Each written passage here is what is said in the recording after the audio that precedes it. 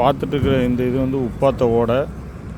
அந்த ஒரு காங்கிரீட் இது தெரியுதா, அது வந்து என்னென்னா நம்ம கலெக்டரேட்லேருந்து காட்டாத்து வெள்ளம் உப்பாத்த ஓடைக்குள்ளே வர்றபடி செட் பண்ணி வச்சுருக்காங்க. இந்த இடத்த பார்த்துக்கோங்க. இதெல்லாம் தூத்துக்குடி மக்கள் மேலே மிகவும் அக்கறை வச்சு இந்த அமைச்சர் அவர்களும் எம்பி அவர்களும் சேர்ந்து மலைக்கு முன்னக்கூட்டி நல்லா சீரமைச்சு அந்த காட்டாத்து வெள்ளம் இப்படி கூடி போனால் தூத்துக்குடியில் உள்ள பக்கில் ஓடைக்குள்ளே வரவே வேண்டாம், மக்களுக்கு பக்கில் ஓடை நிறைஞ்சி தண்ணி போகவே வேண்டாம். அதனால் எல்லாத்தையும் சீரமைச்சு கரெக்டாக வச்சுருக்காங்க. ஏன்னா அந்த காட்டாத்து வெள்ளம் இப்படி கூடி வந்துட்டுனா நேராக கடலுக்குள்ளே கொண்டு போயிடலாம். இது உப்பாத்தோட பாலம். இந்த பாலத்தை பார்த்தீங்கன்னா தெரியும் உங்களுக்கு. நம்ம தூத்துக்குடி சிட்டிக்குள்ளே இருக்கிற பக்கில் ஓடைக்கு இந்த காட்டாத்து வெள்ளத்தையும் கோரம்பள்ளத்துலேருந்து நிறைஞ்சி வர்ற தண்ணியையும் அந்த பக்கில் ஓடைக்கு கனெக்ட் பண்ணவே வேண்டாம். கனெக்ட் பண்ணாமல் டைரெக்டாக நம்ம இந்த உப்பாத்த ஓடையை இன்னும் கொஞ்சம் டெவலப் பண்ணி நல்லா தோண்டி தூர்வாரி உப்பாத்த ஓடையில் இருக்கிற இந்த செடிகளெல்லாம் அகற்றி அது கடலுக்குள்ளே மக்களுக்கு எந்த பாதிப்பும் இல்லாமல் போய் சேர்க்குற அளவுக்கு இதான் நம்மளால் பண்ண முடியும்.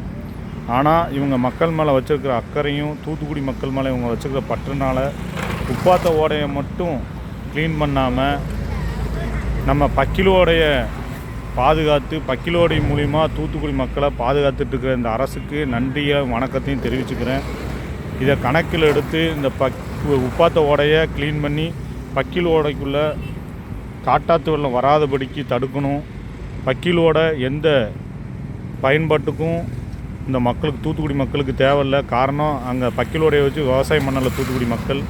பக்கில் ஓடையை வந்து கழிவுநீர் போகிற பாதையாகவும் செப்டி டேங்க் இணைப்புகளும் தான் 1-2 இடத்துல இருக்குது. அதனால் அதுவே அதுக்கு பயன்படுத்திக்கிட்டு இந்த காட்டாத்து வெள்ளத்தையும் தண்ணியையும் இந்த உப்பாத்த ஓடையை தூர்வாரி உப்பாத்த ஓடையின் மூலிமா டைரெக்டாக கடலுக்கு போகிற மாதிரி செய்யணும். அப்படி உப்பாத்த ஓடை நிறைஞ்சு வழிஞ்சாலும் மக்களுக்கு பெரிய லெவலில் ஆபத்து இருக்காது. ஆனால் பக்கில் ஓடை அப்படி கிடையாது.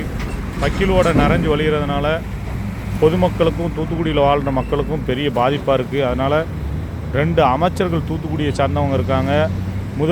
முதல்வர் அவர்களுடைய சகோதரி ஆகிய மதிப்புமிகு அக்கா கனிமொழி எம்பி அவர்களும் இங்கே எம்பியாக இருக்காங்க. அதனால் அதை கணக்கில் எடுத்து தூத்துக்குடி மக்கள் மேலே அக்கறை செலுத்தி இந்த உப்பாத்த ஓடையை நல்லபடியாக தூர்வாரி இன்னும் அகலப்படுத்தி பக்கில் ஓடையை அடைச்சிட்டு அதில் வர்ற தண்ணிகளை ஃபுல்லாக உப்பாத்த ஓடைக்கு கனெக்ட் பண்ணுற மாதிரி செய்யணும்னு தாழ்மையோடு கேட்டுக்கொள்கிறேன்.